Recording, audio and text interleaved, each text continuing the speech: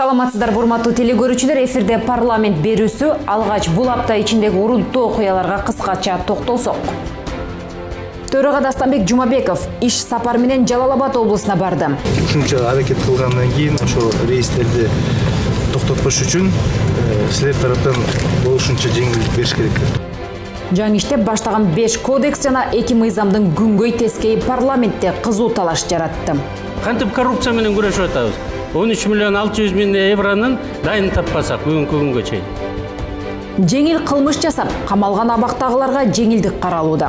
Общественный работа мурда теле болчу, туура? Менде азыр ошондой цифра жок экен, мен ошону. Бул кагаздагы болгон норма ишке ашпайт да. Соттун чечими ошентип калып кете берет да. Таза суу көйгөйү четинен чечилүүдө. Кийинки эпаттарга жеңилдик болгонго алдын ала биз албасак бир топ кыйынчылыктар туудуруп калышы мүмкүн экен. Кербен аэропорту ушул жылдын май айларынан тартып иштей баштайт. Мындай маалымат Төрага Дастанбек Жумабековдун аэропортту калыбына келтирүү иштери менен таанышкан учурунда айтылды. Төрага Аксыр районуна болгон иш сапарынын алкагында бир катар социалдык объекттердин абалынан кабар алып, жергиликтүү тургундар менен баарлашты. Теманы кабарчы узулантат. Төрага Аксыр районуна болгон иш сапарын Кербен аэропортунун курулуш иштери менен таанышуудан баштады. Өткөн жылы аэропортту жандандырууну депутат Алмазбек Эргешев сунуштап, жогорку кеңеш атайын токтом кабыл алган. Ага ылайык бүгүнкү күндө кайрадан калыбына келтирүү иштери кызуу жүрүп жатат. Кар кеткенден кийин фундаментти коюп, стеналарын, ограждающий конструкцияларды жасайбыз, ички отделочный иштерин жасап, мына эшик терезелерди алмаштырабыз, пол бар. Полдарын полный жасайбыз да, биринчи майга чейин ушуну бүтүрүп тапшырганга аракет кылабыз. Былтыр жай айларында аэропорттун учуп конуу тилкелери толук ремонттолгон. Муну менен катар эле анын аянтыда бир кыйла кеңейтилген. Полоса боюнча жумуштарды аткарып бүткөнбүз. Общий суммасы 6 миллион 300 миң болду. Бүгүнкү күнү болсо азыр ушу жүргүнчүлөргө жакшы шарттарды түзүп берели деп ушул аэровокзалды куруп атабыз да. Бул аэропортту калыбына келтирүү үчүн комплекстүү иш жүргүзүлүүсү шарт. Маселен, учактар менен толук камтылып, элге ыңгайлуу болгон компаниялар иштөөсү керек. Жолун караш керек. Алар деле эгерде бир күн учуп келип, бир ай учуп келип, рентабельность жок болсо, алар да токтоп калышы мүмкүн да, кайрачы. Анан ошого тыгыз силер жетекчилер ошолорго болгон ушунча аракет кылгандан кийин ошо рейстерди токтотпош үчүн силер тараптан болушунча жеңилдик бериш керек. Анан биз аны колдоп бергенге биз дайынбыз. Аба майдан ишке кирсе, аймактагы жашоочулар жол жүрүүдөн кыйналбайт эле. Өзгөчө кыш мезгилинде жолго чыгуу кооптуу болуп келет. Убагында күнүнө 3 рейс самолет уччубачу. Биз сөөнткөстө бул Кудай кааласа ачылган күндөн баштап иштеп, эч болбогондо жумада 2-3 жол учат деген тилегибиз бар. Төрага Дастанбек Жумабеков Жергетал айылында чогулган эл менен жолугушуп, элеттиктердин көйгөйүн да укту. Анда негизги маселе катары бала бакчанын жоктугу айтылды. Бала бакча керекпи? Албетте. Болду, буйруса чечебиз. Мен өзүм буну жоопкерчиликти мойнума алам. Төрага, мен бир нерсе эсимен чыкет. Төрага. Жакынкы ушул жыл болбосо 19 жыл, 20 жыл мен бюджетке 100% киргизип берем. Бирок бул айылдын маселеси бир эле бала бакча менен чечилип калбайт. Себеби айылда калктын саны көп болгондуктан дагы бир бала бакча куруу муктаждыгы бар. Центринде садик болбогондон ушул азыр центринде болуп атат. Андан кийин дагы бир садик жөнүндө тоже 50 орундук садик боюнча дагы 16 миллион сомдук тоже сөз болду. Азыр өзүбүз жолугуп көрдүк. Ал буйруса 20-жылдагы бюджетке кошула турган болуп эсептелип атат. Бул садик бүттү жыл. Атак конуш 6 миң. Ал эми Мукур айылындагы мектеп эскилиги жетип кулап калуу коркунучунда турат. Жаңы мектептин пайдубалы түптөлгөнү менен аны каржылоо токтоп калган. Мектеп жамааты дал ушул көйгөй менен төраганын көңүлүн бурду. Окуучулар батпай калат экен да, ошон үчүн күзгө чейин деп мына өткөн суббота келип, курулуштун башкармасы өзү сүйлөшүп, бул киши дагы ушундай бир өтүндү эле ушу мына Баякчы Терек айылында ал жекте да бир жакшы ушундай формада мектеп бүттүр. Андан соң Төрага Кербен шаарында район активдери менен жолугушуп, аймактагы көйгөйлөрдү биргеликте талкуулады. 1200 киловатт лимитти узартып берсеңер, анткени бул Аксы элине чоң жардам болот эле.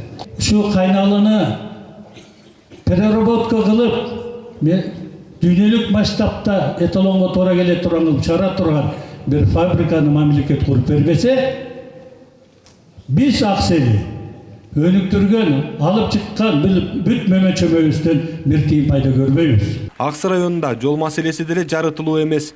Жыртылган жолдорду өз көзү менен көргөн төрага Дастанбек Жумабеков жолду оңдоого көзөмөл күчөйтүрганын белгиледи. Эгерде мен көрбөсөм, балким мен муну тааныбайт элем. Бирок мен тааныштым бүгүн эл алты бул жол менен.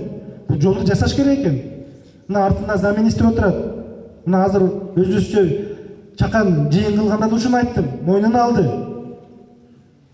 Бүгүнкү күндө мына сиздердин таш көмүрдөн кирип келген жолуңуздарды жасаш керек экен. Парламент кезектеги отурумунда транспорт жана жолдор министрлигине өкмөт тарабынан сунушталган Жанат Бейшеновду жактырды. Талапкерге эл өкүлдөрү тармактагы кемчиликтерди жоюу сунуштарын билдирди. Алардын негизгилери катарындагы министрликтеги коррупциялык схемаларды жана мафияга айланган кадрдык жүрүштөрдү жөнгө салуу. Талапкер катары тандалган Жанат Бейшеновдун таржымалын депутаттарга биринчи вице-премьер-министр Кубатбек Боронов тааныштырды. Анын айтымында министр болчу жаранды өкмөт башчы өзү сунуштаган. Коомчулукта сын пикирге кабылып келе жаткан министрликти оңдойт деген ишеним менен Жанат Бейшеновго токтолушкан. Министрликте ондогон жылдар бою коррупциялык схема гүлдөгөндүн үстүндө экени эч кимге деле жашыруун болбой калды. Мындай көрүнүштү жоюунун жолун табуу керек. Депутат Жанар Акаев талапкердин аткара турчу иштерине кызыкты. Сизде кандай программаңызда жазылган ошол мына азыр жана тендерлерди жарыялоодо, жол куруудагы коррупцияны кантип тыясыз? Министерстводагы азыр барып адистер менен бүгүнкү кырдаалды чогуу анализдеп көрөбүз. Анан ошо коррупцияга каршы системалык жумуштарды өткөзөбүз. Өкмөттүн кадрдык системасын сынга алган эл өкүлдөрү да болду. Маселен, өз тармагында иштеп көрбөгөн жарандар министрлик кызматтарды аркалап калууда. Жол тармагында бир күн иштебеген баланы алып келип коюп атасыңар. Бул жигит барып азыр ошол жердеги жанагы транспорттук мафиягачы аралашып, ошол жердин баарын билип чыкканча 1 жыл өтөт. Билип чыкканча 1 жыл өтөт. Эмне бизде иштеп жүргөн специалисттер жокпу? Жолдорго болгон карызды азайтуу боюнча акы төлөнө турган жолдорду ишке киргизүү маселеси бар. Бирок бул боюнча аткарылып жаткан иштер байкалбайт. Минтранста бир да проект жок да, могу жолго альтернативный жол куруп платный кылса болот деген бир да проект жок да. Эгер бир варианттарын чыгарып, бир 5-10 вариантты иштеп чыгып, конкурс мененби, тендер мененби кандай кылат бирок ушул айтып чыкса, инвестор, ички инвестор, сырткы инвестор келишип, ошол проектти көрүшүп, өздөрү баа берип, ошого катышып, ошону жолдор ачсак болот да. Ат башы районуна караштуу Аксай жайлоосундагы жол тейлөө мекемелеринин турак үйлөрү тонолуп кеткен. Өзгөчө кыш мезгилинде жолчуларга кыйынчылык жаралууда.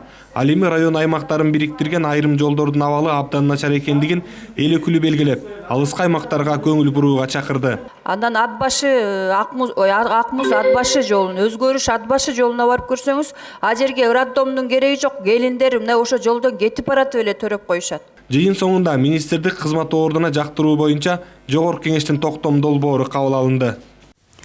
Өнүгүү фракциясы транспорт жана жолдор министрлигинин аткарып жаткан иштери боюнча маалыматын угуп, олуттуу сунуштарды беришти. Электромобилдерди колдонуу, темир жолду электрлештирүү аркылуу транспорттун экологиялык жактан таза түрлөрүнө акырындык менен өтүү ишке ашырылат.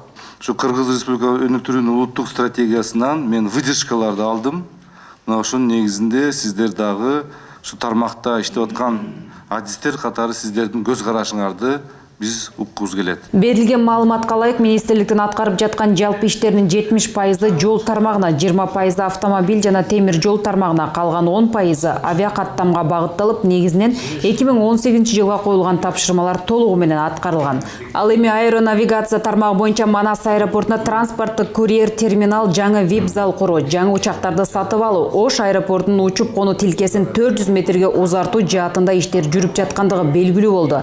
Фракция лидери Бакыт Төрөбаев 2018-2040 жылдарга карата өнүктүрүүнүн улуттук стратегиясынын алкагында транспорт министрлигинин стратегиялык пландар, максаттары боюнча даярдыктары жоктугун сынга алды. Өкмөт Эйр Кыргызстан мамлекеттик авиакомпаниясынын 75 акциясын сатуу чечимине келди. Азырынча кардарлар тууралуу маалымат жок. Өтүп бараткан аптада транспорт, архитектура жана курулуш боюнча комитети авиакомпаниянын тагдырын, дегеле бүтүндөй кыргыз авиациясынын, аэропорттордун абалын талкуулады. Буга чейин авиатармактагы көйгөйдү депутаттар көп жолу талкуулаган. Жыйынтык чыкпаганынан маселеге чекит коюу үчүн өкмөт башчынын деңгээлинде талкуулоо зарылдыгын айтышкан. Комитет жыйынына биринчи вице-премьер-министр Кубатбек Боронов келип, депутаттардын суроолоруна жооп берди. Анын ырасташынча, Эйр Кыргызстан мамлекеттик менчиктештирүү программасына кирди. Өкмөт 640 миллион сомдой активтери бар Эйр Кыргызстан авиакомпаниясынын 75%-ын сатуу чечимине келген. 300 миллион сомдой карызы бар бул ишкананы сактап калуу үчүн эл өкүлдөрү дагы буга макул болууда. Эгерде законго изменение киргизиш керек болуп турган болсо колдош үчүн. Мисалы үчүн Эйр Астана мамлекеттик компаниясынын канча пайызы чет мамлекет экенин билесиздер. Ошондой кылып эле чечиле турган маселени чечип койбойсуздарбы? Маалым болгондой, Эйр Кыргызстандын лизингге алган бир учагы өзүн өзү актаган, бирок бузулган. Анын капиталдык ремонтуна $1 миллион керек дейт адистер. Ал эми экинчи учагы лизингти жабуу үчүн чет мамлекетке ижарага берилген. Ош Бишкек учпай атат. Жалал Абад, жаңгырылып аткан Баткен, ремонт болуп аткан Лейлек, Кербен аэропортуна уча турган самолеттер жөнүндө сөз жок. Bizde самолет жетпей кыйналып аткан болсо, эмнеге биз бир самолетубузду суу арендаға берип коюп атабыз? Ал актабайт өзүн, ал кымбат самолет, ошон үчүн кыйыныраак болот. Мамлекеттик авиакомпаниянын иши туңгуюкка кептелген учурда Pegasus тезжет авиатрафик менен дагы проблема чыгууда. Акыркы күндөрдө ички аба каттамдары үзгүлтүккө учурап, миңдеген жүргүнчүлөр ыңгайсыздыкка туш боло баштады. Бул үчүн адаттагыдай жоопкерчилик алган эч ким жок. Билет алып алып уча албай калып атабыз. 3 күнгө чейин билет алабыз. Анан таксига дагы 1,5 миң төлөп кетебиз. Самолет учпай калды деп коет дейт. Самолет учпай калды, башка күнгө которулду дейт. Эч бир акча кайтарыш жок, эчтеке жок. Учпай калды, бүттү, каяка барсаң ошол жака бар.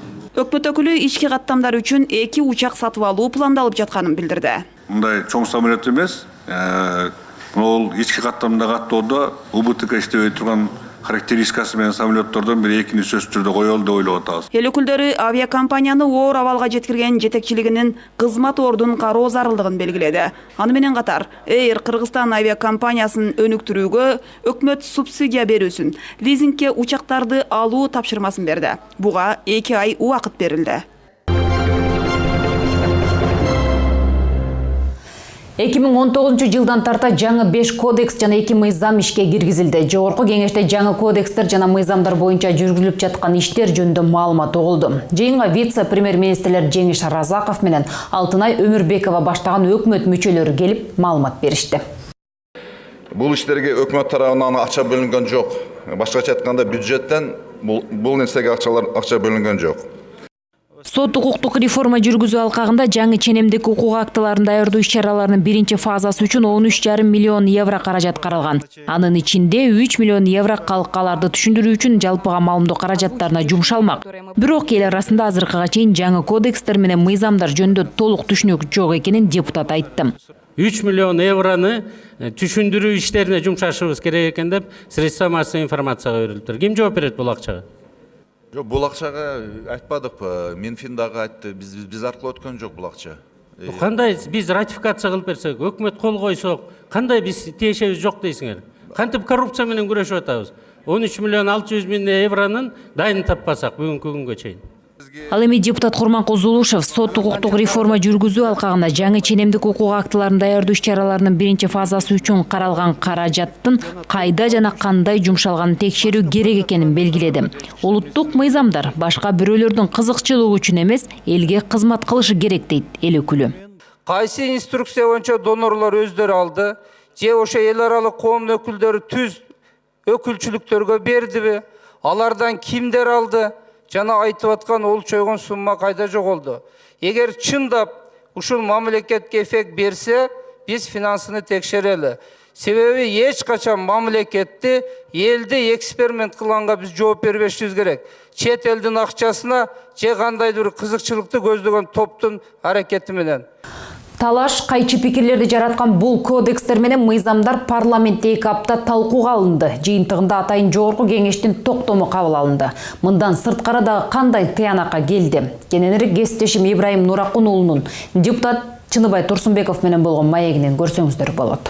Биринчи кезекте ошол проблемаларга болгондо фундаменталдык проблемаларга көңүл бурдурууга аракет кылдык.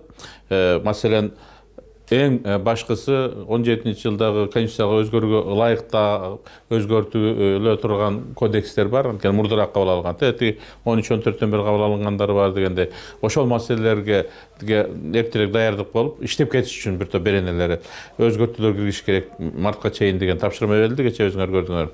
Экинчи нерсе, 2 жылдан бери ошо жаңы кодекстердин бетин ачпаганда айрым ошол күч органдардын өкүлдөрү керек болсо ошол беренелерин окумактуусун китептин биринчи бетин окугандай таасир калтырган үчүн аларга да чара көрүш керек. Эң негизгилери ошол кодекстерге башка мыйзам долбоорлорундагы тууралап айтор жаңы мыйзам иштеп кетиш үчүн баардык шарттар түзүү, жанагындай эл арасында резонанс жараткан беренелерге өзгөртүү киргизүү бул маанилүү маселелер болуп саналат. Коомдун талабы бүгүнкү күндө ушул.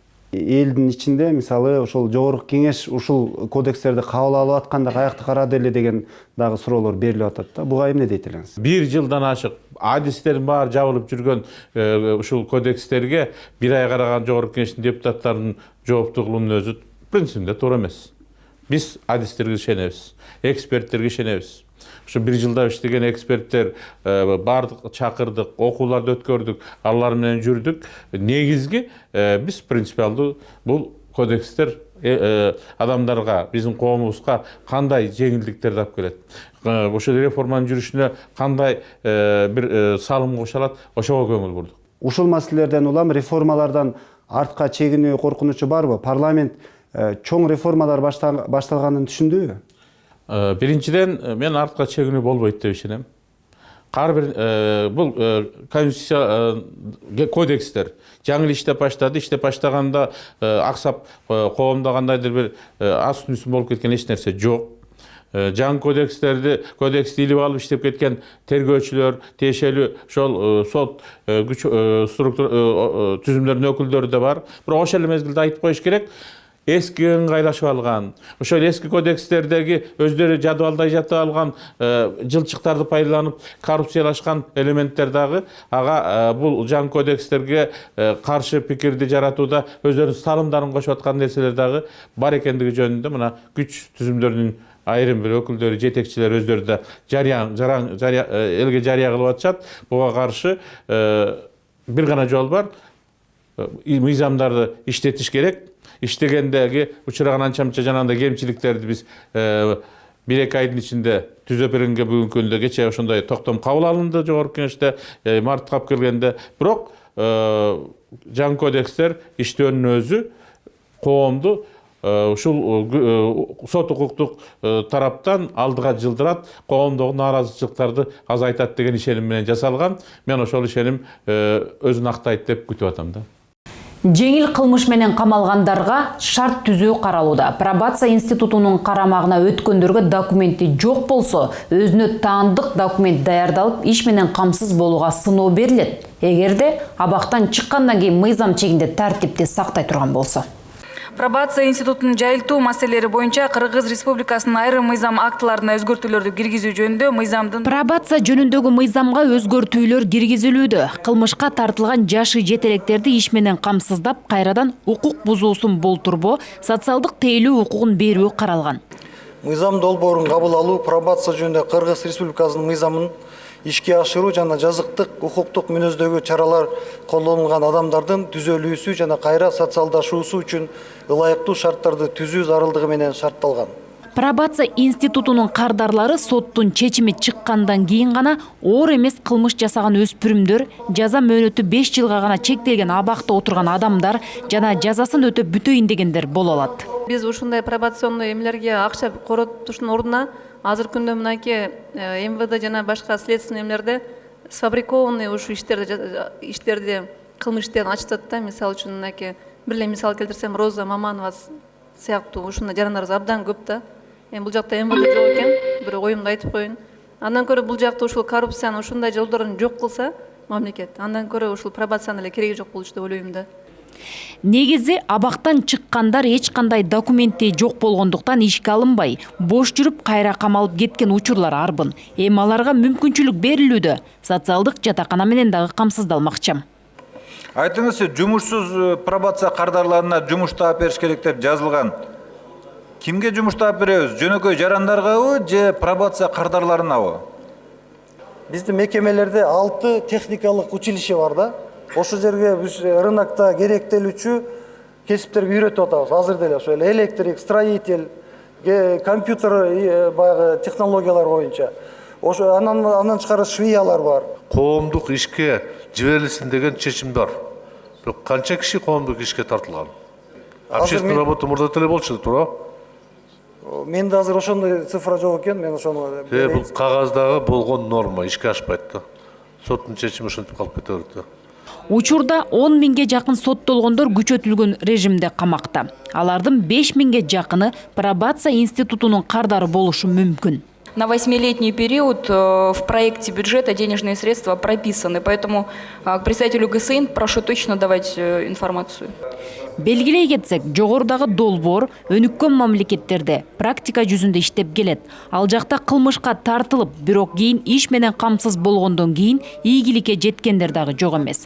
Пробация институтун жайылтуу маселелери боюнча айрым мыйзам актыларына өзгөртүү киргизүү тууралуу мыйзам долбоору добуш берүүгө жөнөтүлдү. Конституциялык мыйзамдар мамлекеттик түзүлүш сот укук маселелери боюнча комитети адам укуктарынын жалпыга таанылган декларациясынын 70 жылдыгынын жана 1938 жылкы саясий репрессиялардын курмандыктарын эскерүү урматына мунапыс берүү жөнүндө мыйзам долбоорун биринчи окууда жактырды. Акыркы 2 жылдан бери жаза мөөнөтүн өтөп жаткандарга мунапыс берилген эмес. Бул жолу мунапыс туурасындагы мыйзам долбоору адам укуктарынын декларациясынын 70 жылдыгынын 1938 жылкы репрессиялардын 80 жылдыгынын урматына иштелип чыккан. Аталган мыйзам долбоору кабыл алынып калса, абакта отурган 4000ден ашуун адамдарга жеңилдик берилет. Негизи бул жанагы соттун чечими күчүнө киргенден кийин камакта отурган же колония поселениеде отургандардын тагдыры кичине жеңилденип азаят да. Ошол себептен мен сиздерди баарыңыздарды чакырат элем. Биз мамлекеттин кечиримдүү функцияны ишке ашырып мүмкүнчүлүк берсек, жарандарыбызга балким жакшы жолго түшүп калат деп. Сот укук реформаларын ишке ашыруу боюнча кодекстерди ишке киргизүүгө байланышкан мыйзамга ылайык мунапыста көрсөтүлгөн ырайым кылуунун айрым түрлөрүнүн зарылдыгы болбой калат. Ал мыйзамда мындай пункт бар. 7-ci статья. Мынакей Исхаков Саматович, 7-ci статья. Бул жерде көп кылмыш иштеринин баары токтотулсун деген норма кирген. Жаңы мыйзамдардын киришине ылайыктуучу. Ошондуктан ал өзүнчө бир амнистия сыяктуу болуп калып атат. Ал жерде статьялардын баары аталган. Абдан көп статьялар. 3 айдын ичинде баары токтотулсун депчи. Ошондон улам жаңы жылдан тарта иштей баштаган кодекстин нормаларын эске алуу, мыйзамда белгиленген нерселердин кайталануусун болтурбоо максатында атайын жумушчу топ түзүп, 2-ci окууга чейин толуктап иштеп келүү зарылдыгы айтылды. Бир топ түзүп жумушту биринчи кезекте биринчи окууда кабыл алып, негизги концепциясыны. Ал эми жогорку кеңешке киргизер алдында жалпы жыйынга ушул жумушчу топ түзүп, бир жума 10 күн ичинде тактап, жаңы редакцияга дал келтирүү максатында иштеп чыксак туура болот эле да, урматтуу кесиптештер. Ошентип комитеттин чечимине ылайык түзүлгөн жумушчу топко 5-февралга чейин мөөнөт берилди.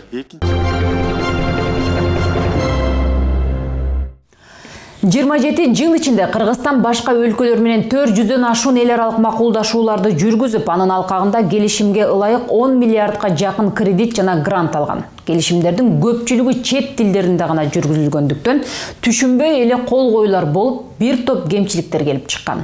Эми финансылык келишимдерди сөзсүз түрдө мамлекеттик жана расмий тилде жүргүзүүнү демилгечи депутаттар көтөрүүдө. Өлкө ичиндеги көйгөйлөрдү чечүү, медицина, билим берүү, бизнести өнүктүрүү, инфраструктураны жакшыртып, жолдорду оңдоо максатта ири суммада кредиттер чет жактардан байма-бай алынат. Сүйлөшүүдө макулдашуунун баары чет тилдеринде жүрүп келет. Заем алып атканда биз, кредит алып атканда орус же кыргыз тилинде болсун, жана кийин эгерде чыр-чатак талаштар болуп кала турган болсо, орус же кыргыз тили оригинал болуп таанылсын деген мыйзамды сиздерге киргизип атам. Макулдашуулар мамлекеттик же расмий тилде болушуна өкмөт каршы. Мындайча айтканда, алар ошого макул болобу, болбойбу? Себеби алардын ички жол жобосу уставында жумуш тил аныкталып койгон. Биз өзүбүздүн менен астыбыздагы кагаздар, сиздин астыңызда, баарыбыздын астыбызда орусча тилинде, орус тилинде турат. Пример, орусча бизге кат жазып атат. Анан эмнени айтып атасыз азыр? Азыр мына өкмөт каршы чыгып аткан себеби ошол. Карыз алып көпчүлүк учурда жоопкерчиликти эч ким албай калган учурлар дагы бар. Андыктан депутат бул мыйзам долбооруна алгач техникалык экономикалык негиздемени даярдап, анан каражат алууну сунуштоодо. Ошондо гана кол койгон адамга жоопкерчилик жүктөлмөкчү. Таза талаш тартыш жаратса, анда башка тилди дагы кабыл алууга премьер-министр толук кандуу өзүнө жоопкерчилик алыш керек депчи. Же президентибиз толук кандуу алыш керек. Же каржы министри кол коюп атса, ошол киши толук кандуу алды деп бир сүйлөм кошуп койсоңор эле бүттү, талаш тартыш болмок эмес бүгүн. Ушул жылдар аралыкта бир дагы эл аралык келишимдер мамлекеттик тилде жүргүзүлгөн эмес. Башка тилди түшүнбөгөндүктөн чиновниктер тарабынан келишимге кол коюуда кемчиликтер буга чейин бир топ эле жолу катталганын депутат ырастады. Мына биз финансы министрине мурунку сурабадык айымдан. Эмнеге кол койдуң эле десе, Кытай тилинде мен түшүнбөйт экенмин, англис тилинде түшүндүңүз беле? 386 миллион долларды алып аткан десем, чала була түшүнүгүм бар болуш керек эле. Мен ошого шашып кол коюп салып турмун дейт. Мен айтып атам, эл аралык келишимдер болсо, ондун кайсы тилинде болсо ала берели. Бирок сөзсүз түрдө Кыргызстандын конституциясында жазылып турган орус тили официалдык түрдө, же болбосо биздин государственный тилде заем алайлы, кредитти. Муну биз алып атабыз, бирок биздин балдар неберелерибиз берет да. Алар кыргыз тилин билер деп атам. Кыргыздын мыйзамынын негизинде, Кыргыздын салык кодексинин негизинде кайра акча топтоп кайра беришибиз керек акчаны. Мен внешний заемдор гана жөнүндө айтып атам да. Бул мыйзамдын ниети түз дегеним, грузиндерди көрүп атасыздар, барган жеринде грузинче сүйлөйт, котормочу барбы жок баны кызыктырбайт. Бүт келишимдери 3 миллион грузин тилин эл аралык тил кылып койду. Бирок мен бир нерседен күмөн сурайм, өзүм тилчимин.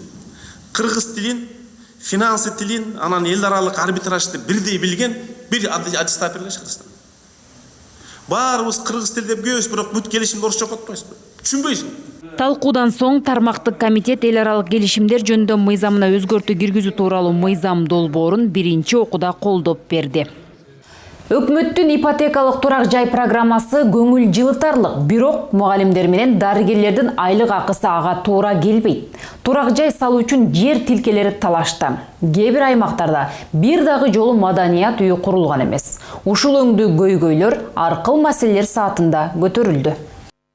Райондор менен райондордун ал турсун айылдардын ортосундагы жер тилкелери талашка түшүп келаткан маселелер четинен чыгат. Кызылкаядагы семзавод боюнча макул эми чек араны тактай албайлы, чек араларды башка мамлекеттер менен областтын территориясын тактай албайлы, райондун территориясын тактабасак, жок дегенде бир райондун ичиндеги айыл өкмөттүн территориясын тактаганга дагы ушу 4-5 ведомство күчү жетпейби?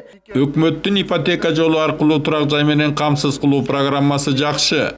Бирок катардагы мугалимдер менен мейдиктердин капчыгы ага туура келбей жатпайбы дешти депутаттар. Мисал катарында айтсам, 2 миллион сомдун шартын айтсам, 30 000 доллардын. Бул жерде 15 жылга берилсе, ай сайын 15 000 сомдон төлөш керек экен. Бул деген айлыгын баарын берип коюп деген сөз болот. Суусамырда эзели маданият үйү деген болуп көрбөптүр. Өзүңүздөр билесиздер, Суусамырда аба ырайын, климаты кандай экенин, мына азыркы мезгилде азыр 40 градус суук болуп турат да. 6 айылда бир маданият үйү жок. Ушуга көз салып койсоңуздар, тапшырма берип туруп. Андан кийин ушул айылда 1 май мектебинде спорт сарайы бюджетке кирген алдагы. Тендер өткөн, алда кыймылсыз турат. Ички аба каттамдарын эретке келтирбесе жүргүнчүлөр кыйналууда. Бир мен анализ кылып көрдүм, мына 20 эле күндүн ичинде бир эле авиакомпания Air Manas 7 жолу рейс отмен кылыптыр, 16 жолу задержка кылыптыр. Задержкасы дагы 1 сааттан 24 саатка чейин, 1 суткадан ашып кетип атат да. Ушуну мен айтып кетет элем, мына өкмөттүн өкүлдөрү абдан көзөмөлгө алып туруп, себебин да аныктап, эмне себептен мындай болуп атат. Эл кыйналып атат да бул жердечи. Абдан кыйынчылыкка дуушар болуп атчы. Анан бир чара көрүш керек. Футболчуларыбыз менен сыймыктана турган учур келди, бирок дурусураак стадиондун жоктугу көйгөй жаратат.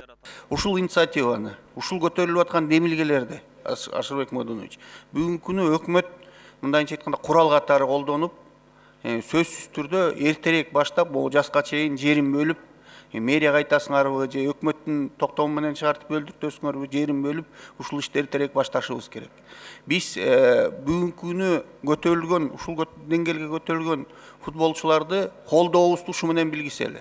Качанкыга чейин эле биздин жаратылыш байлыктарыбызды коңшу өлкөлөр пайдалана берет деп каңырык түтөгөнчө эле бар. Дагы бир жолу айтам, катта туз маселеси боюнча. Биздин газыбыз кетип атат. 16 атмосфер, дагы айтам, миллиарддаган сом ал жерде. Бир өзүбүздүн позициябызды көрсөтүш керек деп ойлоп атам да. Коркуп олтура беребиз, анда тажиктерге мына 20-30 жылдап берип атабыз, мындай болбойт да. Элестетсиңиз, Тажикстандан азыр биз Кыргызстан ортосунда турган газды бесплатно алып атсак эмне болмок? Эмне кылмагалар? Ошон үчүн давайте мамлекет болгондон кийин бул жактан да өзүнүн так позициябызды көрсөтөйлү. Ал биздин жерибизде турат, биздин байлыгыбыз. Анда акчасын төлөсүн алып аткандан кийин. Мамлекеттик ипотекалык компаниядан кирешеси мол адамдар гана колдонуп, айлыгы аздар үчүн ал ылайыксыз болууда. Көпчүлүк жарандар башталгыч төлөмдү төгүүгө акчасы жок. Эми ипотекалык компаниянын алкагында турак жай аманат ишканасын түзүү сунушу киргизилүүдө. Ага ылайык ипотекага турак жай алам дегендер башталгыч төлөм акчасын банктар аркылуу аманат кассага чогулта берет. Мунун жол жобосу тууралуу кененирээк төмөнкү репортажда. Ипотекалык компаниянын башчысы Бактыбек Шамкеевдин айтымында ипотекага арыз берген 15 000 адам тизмеде турган болсо, анын 4 000 гана каражат алууга мүмкүнчүлүгү болду. Анткени алгачкы салымды төлөй алышкан эмес. Эми Германиянын моделине таянып, жаңы система кийрилүүдө. Анда ипотекага үй алам дегендер жаңы түзүлүп жаткан турак жай сактык компаниясына акчасын депозитке салса болот. Алар ай сайын доходуна жараша, ай сайын 10-15 000 же 20 000 сом топтоп турса, анда 3 жылдан кийин же 5 жылдан кийин алгачкы салым уже топтоп ишке кирсе болот да. Анын негизинде анан алар ошол ипотекалык насыяга ээ болуп калганга жол ачылат. Германия мындай системаны 120 жыл мурда кийирген. Эгер бул ийгиликтүү ишке ашса, 10 жыл ичинде 50 000 кишиге ипотекалык насыя беребиз деди демилгечилер. Мындай эсептерди улуттук банк дагы колдоп, практикалап көрүү керектигин айтууда.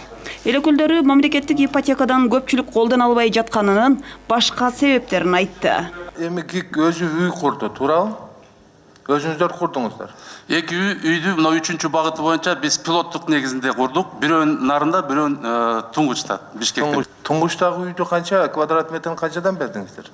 Где-то бир $580 $580. Жер бекер берилген, туурабы? Ооба. Мамлекеттен сууду алдыңыздар. Рынокты көрүп турабыз. Канча проценттен берип атасыздар? Биз процент эмес, биз аны аренда с последующим выкупом 15 жылга чейин беребиз. Ачык эле айкын айтып коеюн, $580 кымбат да. Өзү мына Алмазбек сизге да айтайын, ушуну карап чыксаңыздар, себеби 580 эмес, 450-500 квадрат метр бүтүрсө болот под ключ. Мамлекеттик ипотекалык компанияга Германия өлкөсү кайтарымсыз 10 500 000 евро берүүдө. Эл өкүлдөр ал каражат кантип иштетилерине кызыкты. Канчалык артта калганыбыз өкүндүрөт. Бул биринчиси. Экинчиси, бул жерде сиз мына 10,5 миллион боюнча маалымат бердиңиз, евро боюнча. Ушул боюнча маалымат берип койсоңуз, бул кандай акча каражаттар, кайсыл банк тарабынан берилип атат, жана кандай ишке ашырылат, качан келет? 11 миллион еврога ал грант катары Кыргызстанга келет атат.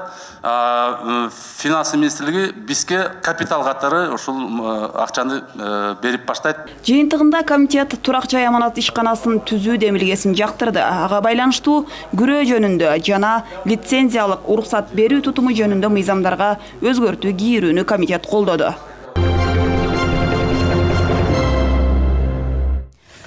КСДП фракциясынын лидери Иса Өмүркулов, Жогорку кеңештин депутаты Улан Примов, Алай Чоң-Алай райондорунун айылдык кеңештеринин депутаттары айыл өкмөттүн башчылары менен жолугуп, аталган аймакта орун алган социалдык проблемаларды талкууга алышты. Бул жолугушууда курулушу бүтпөй жаткан мектептер, бала бакчалардын тартыштыгы, жол, таза суу маселелери туурасында кеп болду.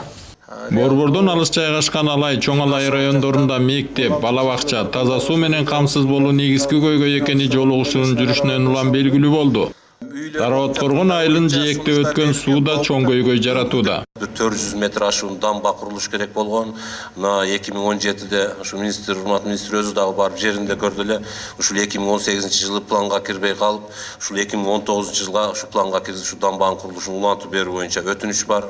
Ал эми Алай районунун Жаңалай айылынын тургундарынын көптөн бери көктөн тилегени жаңы мектеп, таза суу. Жаңалай айылындагы Самат Ашын орто мектебинин 5 жылдан бери курулбай туруп калышы, күндөн күнгө балдардын саны ашып, 3 смена окуп, ошол эле мезгилде мектептин эскилиги, мектеп болуп салынбагандыгы, ошол эле мезгилде 2 жолу МЧС тарабынан кортун чыгарып жараксыз дегенди карабастан бүтпөй турушу чындыгында элди бүгүн аябай бир мени дагы өзүм дагы өкүндүрөт. Ушул эле райондогу Бүлөлү айылынын тургундары өз тагдырын өздөрү чечип, канткенде айылдын экономикасын көтөрүп, элди жумуш менен камсыз кылабыз деген аракет. Мына ушул багытта эл аралык донорлорго кайрылып, финансылык уюмдардан жардам алып, колдон келген иштерин кылып жаткан. Орто жана чакан кестерди куруу боюнча макулдашууга жетишкен, бирок бир гана тоскоол болгон нерсе. Бул жогорку кеңеш тарабынан жанакы атайын тарифтер кабыл алыныш керек экен. Мыйзам. Ошо тарифтин негизинде өндүрүлгөн товар биздин мамлекетте кабыл алыныш керек экен. Өкмөт тарабынан макулдук берилиш керек экен. Энерго холдинг, Кыргыз энерго холдинги тарабынан меморандум түзүлүп, келишимге кол коюш керек экен. Биздин түшүнүгүбүз боюнча ошол кабыл алынган тарифтин негизинде алар өндүрүлгөн товарды биздин мамлекеттин алышы боюнча. Ошентип Алай, Чоң Алай райондорунан келген өкүлдөр болгон маселелерин айтып ортого салышты. Ушул эки райондогу болуп жаткан маселелер боюнча кенен кесири өкмөт мүчөлөрүнүн катышуусу менен талкуу болду. Анан эң негизгиси бул таза сууга байланыштуу маселелер дагы айтылды. Ар бир маселе боюнча протоколдук тапшырма берилет. Анан кийин албетте сөзсүз түрдө биздин депутаттардын, фракциянын көзөмөлүндө болуп, анын аткарылышын сөзсүз түрдө мыйзам чегинде аткарылышын талап кылабыз. Жана биздин көзөмөлдө болот. Албетте айтылган маселелердин бардыгы эле чечиле коет дегенден алыспыз, бирок кеңешип кескен бармак оорубайт болуп, айтылган маселелердин эң зарыл дегендерин кезексиз чечип, ал эми калгандары мүмкүнчүлүккө жараша чечүүнүн аракетин көрүү белгиленди. Ал жерде жана бала бакчалар боюнча пока бюджеттин мүмкүнчүлүгү жок болуп турат. Ошон үчүн бул маселелерди дагы албетте күн тартибинен албайбыз. Бул маселе көзөмөлдө болот. Бирок поэтапна жанагындай башталган мектептерди бүтүрүп, ушундай орчундуу маселелерди бүтүргөндөн кийин анан артынан чирдом кете берет. Эми кезекти депутаттардын элет жерлеринде болгон жолугушууларына беребиз. Депутат Рыскелди Момбеков Чүй облусунун Москва районунун Ак Суу айыл өкмөтүндө болуп, элеттиктердин көйгөйүн жеринен угуп кайтты. Ал жердеги таза суу, маданият үйүнүн жоктугу, мектептердин эскирип жарактан чыккандыгы тууралуу бир топ орчундуу маселелер угулду. Чүй облусунун Москва районунун Ак Суу айыл өкмөтүндө таза суунун тартыштыгы көп жылдан бери көкөйдү кескен, көйгөйгө айланган. 2014-жылы таза суу чыгаруу иши башталып, мамлекеттен 34 миллион сом бөлүнгөн. Анткени менен айылдыктар азыр деле арыктан суу ичүүдө. Чакалап келип атабыз.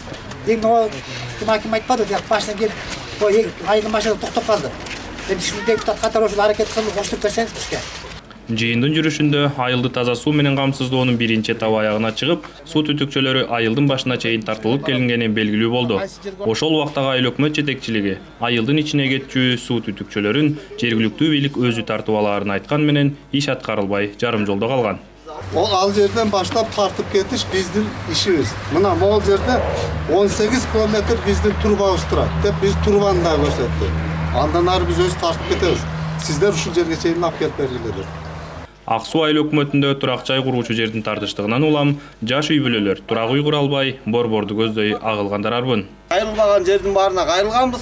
Сизден мурунда Турат Мадылбек ушта келди. Ушул эмеге тиешелүү болчу ошол убакта. Телевидениядан да кайрылдык. Ачык айтканда боз үй тигип голодовкада кылдык. Бизге участок керек деп эч майнап чыкпады. Акторбоктун астында 216 гектар жер бар. 216. Илгерки жүзүм болгон бул.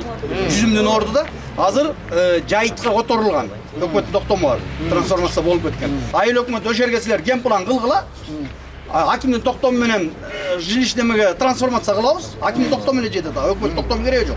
Эл өкүлү Рыскелди Момбеков жыйында көтөрүлгөн ар бир маселени тиешелүү кызматтарга айтып көзөмөлгө аларын билдирди. Айрымдарын жыйынга катышкан жергиликтүү бийлик өкүлдөрүнө тапшырма берип, жеринен чечти.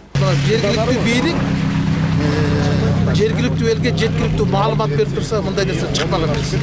Тилекке каршы ошол жанагы райондун акими дагы, райондун жетекчилери дагы ар бир айылдарга барып, ушундай алыс айылдарга барып, ошол жерлердин проблемаларын баардыгын көңүл жазуудан калтырбаш керек. Тилекке каршы андай эмес экен да. Депутат Улукбек Ормонов дагы Өзгөн районуна иш сапар менен барды. Көп арыз дааттануулар келип түшкөн Зергер айылындагы таза суу көйгөйү менен таанышты. Зергер айылынын жашоочулары айыл түптөлгөндөн бери ушул жээктен суу ичип, мал жандыктар үчүн да колдонуп келишчү. Өткөн жылдын декабрь айында көмүр казган компаниянын кемчилигинен улам суу булганып, учурда элетели таза сууга муктаж. Ушу элди тез аранын ичинде таза суу менен камсыз кылып бериш, экинчи маселе мына жолду калыбына келтирип бериш да. Ушу элдин көйгөй уктатпай аткан, ушу 15-20 күндөн бери уктатпай аткан ушу Заргер дарыясы. Мына Заргер дарыясын көрүп атасыздар акыбалын. Кап-кара шылак атып алып атат. Бул жерге депутат Улукбек Ормонов келип, жеринде көйгөй менен таанышкан соң маселени жооптуу тармакка багыттап, анын чечилишин көзөмөлгө аларын айтты. Ушул атайын көзөмөл кызматтын жетекчилери Сузак районунун негизинен сөз түрдө жооп тартылыш керек. Ушунун негизинде жалпы эле ушул көмүр кендериндеги иштер боюнча комиссия толук иштеп чыгыш керек. Бул эмес, Өзгөн районунда башка көмүр кендери бар, Алайда бар. Жалпы эле Кыргызстан боюнча ойлойм, ушул сабак болуш керек бардыгыбыз үчүн. И тактап так аткарылышы боюнча ошол проекттик документтер боюнча иштеп атышабы, башкалар боюнча дагы өкмөттүк комиссия бул жери менен токтоп калбастан ошонун баарын изилдеп чыгыш керек.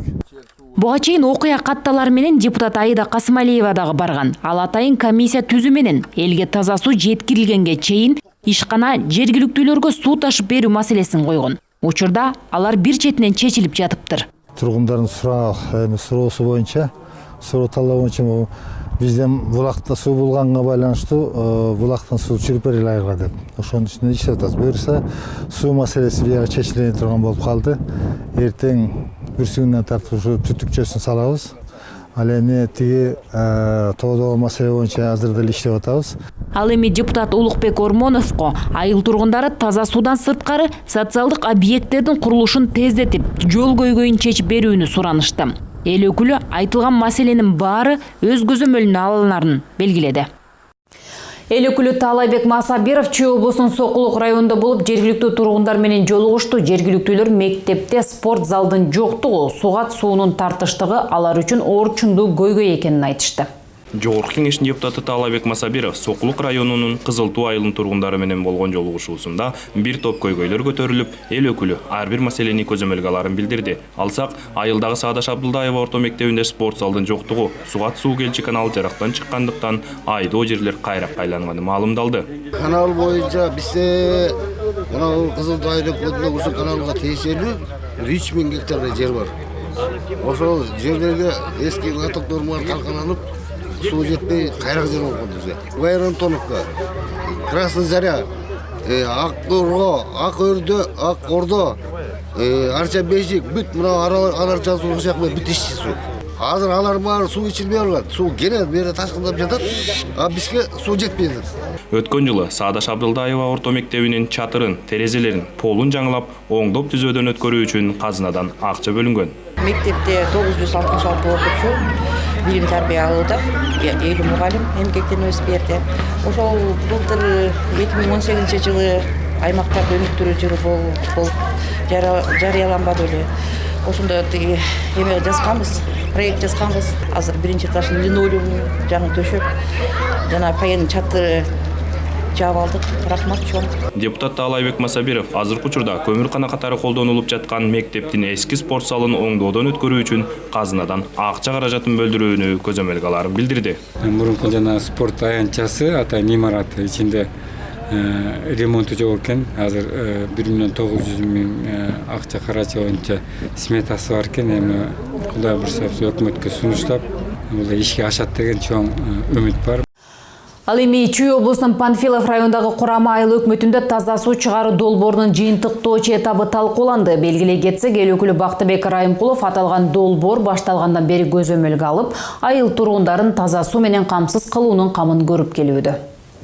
Жогорку кеңештин депутаты Бактыбек Райымкулов Чүй облусунун Панфилов районунда жергиликтүү тургундар менен жолугушту. Жолугушууда аталган райондун Курама айыл өкмөтүндө ишке ашып жаткан таза суу чыгаруу долбоорунун жыйынтыктоочу этабы талкууланды. Курама айыл өкмөтүндө таза суу чыгаруу долбоору ишке ашып, ушул жылдын февраль айынын аягында колдонууга берилет. Айыл ичине суу түтүкчөлөрүн тартуу үчүн казылган жолдор жаан-чачын жааган учурда ылайга айланып, айыл тургундарын мектепке жөө каттаган окуучуларды түйшүккө салууда. Жолдордун баары ужасно калпачтын. Биз компанияларда да айтабыз, первоначально вид болгон ал жөнүндө ылайык эле сүздүрүп коет. Аякты таш төктүрүп эметпесек, бацыкланганча там страшно.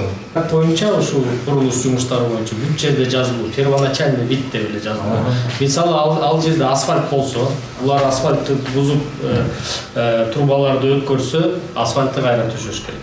Эси жөнү грунтовый жол болсо, ошо жерди түздүп, грейдер менен баарын түздүп, первоначально грунтовый алып келиш керек. Айылдарга суу чыгаруу иши Арис программасы жана Бүткүл дүйнөлүк банктын Кыргызстандагы өкүлчүлүгүнүн демөөрчүлүгү менен өлкө аймагындагы бир топ айылдарда ишке ашууда. Долбоордун ушул башталгыч этабы ийгиликтүү ишке ашса, башка айылдарга да таза суу чыгаруу иши башталаары күтүлүүдө. Кийинки мисалы этаптарга жеңилдик болгонго алдын ала биз албасак бир топ баягы кыйынчылыктар туудуруп калышы мүмкүн. Ысык көл облусундагы Ак суу районуна караштуу Чолпон айылында Үтүр Калиев атындагы мектептин ачылышы болуп өттү.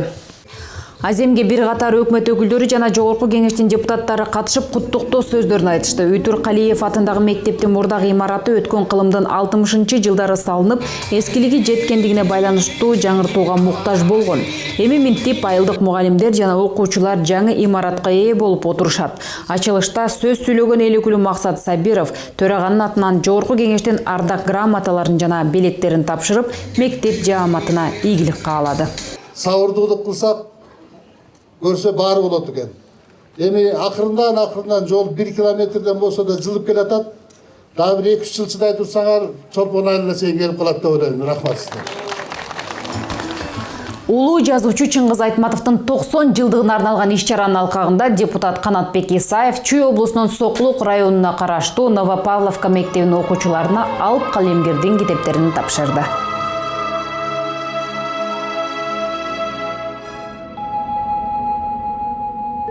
Балдар, Чыңгыз Айтматов деген ким экенин билесиздерби? Билебиз. Ал ким? Ал Улуу жазуучу, Чыңгыз Айтматовдун кайсы чыгармаларын билесиңер? Аккеме, Булгулалма, Жамиля, Акбаран көз жашы, биринчи мугалим, бетме-бет. Дагы?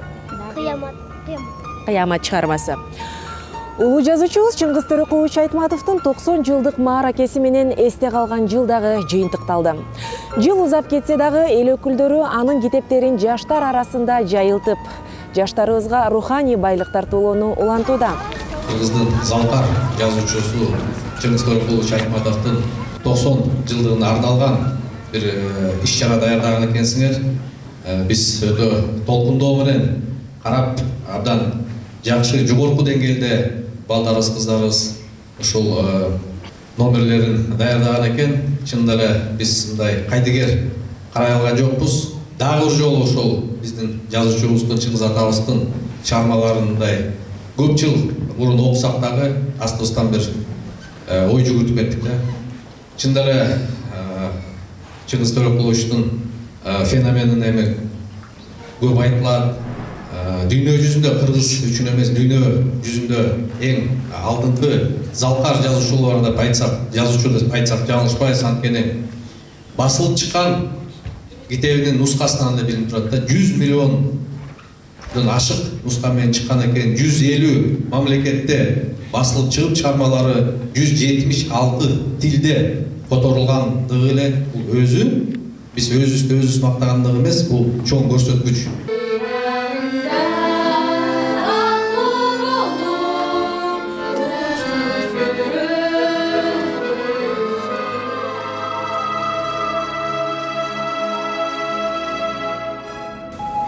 Бизге бөлүнгөн убакыт ичинде сиздерге айтып жетишкен жаңылыктар ушулар болду. Толук маалымат алууну кааласаңыздар биздин кеңешке YouTube, Facebook баракчабызга чакырабыз. Программаны Жогорку Кеңештин басма сөз кызматы даярдап, мен Жылдыз Жолдошбаева алып бардым. Саламатта болуңуздар.